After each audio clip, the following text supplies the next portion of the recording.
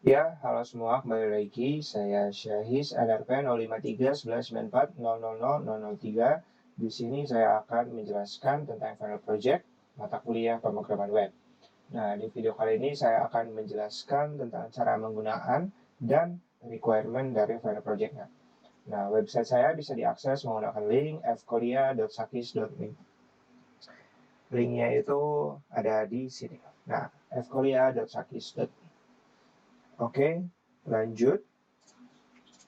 Untuk selanjutnya, saya akan tunjukkan websitenya. Nah, ini. Di awal, itu requirement-nya ada 10, cuma saya tambahkan untuk hostingnya. Nah, untuk hosting itu saya menggunakan Netlify. Jadi, Netlify ini merupakan sebuah website yang bisa kita gunakan untuk hosting. Nah, websitenya itu seperti ini. Nah, untuk domainnya, saya menggunakan domain .me yang saya dapatkan dari GitHub Student gratis selama 1 tahun. Nah, Netlify ini sendiri merupakan hosting yang bisa digunakan untuk menghosting aplikasi website single page application. Nah, langsung saja. Ini websitenya bisa diakses di URL tadi, fkolia.sakis.me.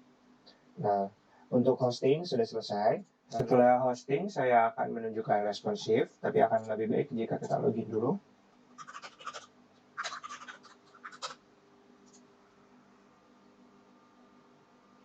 Nah, untuk responsivitasnya sendiri bisa kita lihat. Ini untuk desktopnya setengah layar, untuk desktop full size. Dari fontnya juga mengikuti displaynya. Jika displaynya kecil, fontnya mengecil. Nah, ketika dibuka di mobile akan menjadi seperti ini. Untuk sidebarnya, navbarnya, untuk komponen-komponennya sudah responsif. Nah, bisa kita lihat juga di tiap-tiap page-nya. Ini sudah responsif.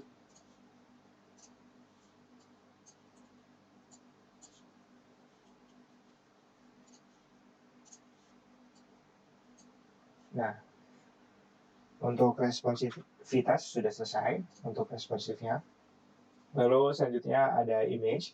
Untuk image sendiri di dashboard sudah ada background image. Jadi bisa menggunakan baik CSS maupun image tag di HTML-nya. Sudah ada untuk image. Lalu selanjutnya untuk table. Table ada di subject. Nah, ini menggunakan tabel. Lalu di sini juga kita menggunakan tabel. Saya pilih yang sudah ada. Misalnya ini menggunakan tabel juga. Lalu selanjutnya untuk list. Untuk tabel bisa dilihat juga ketika di inspect elemen ini muncul table.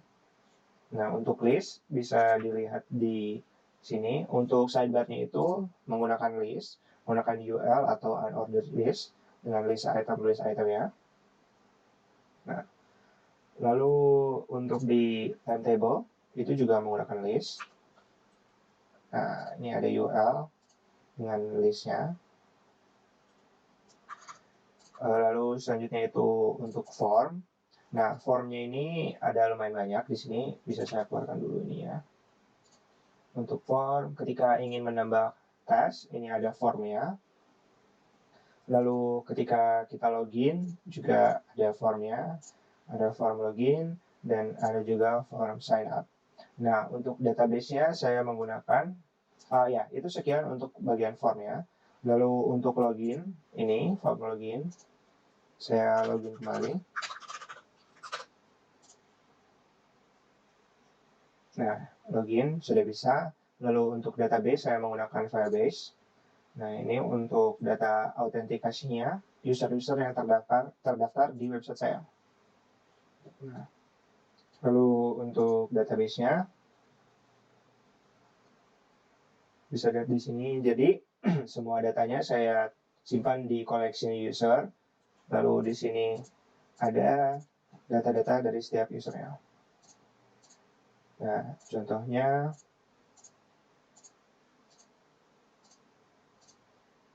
saya cari dulu. Sebentar.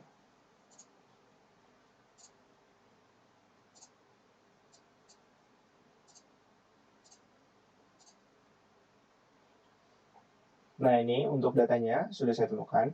Jadi di setiap collection itu ada dokumen. Nah, dokumen ini memiliki ID yang unik, auto-generate dari database-nya. Jadi bisa saya lihat di sini. Di user bernama memiliki email Syahis ini, bernama Sakis Alazmi.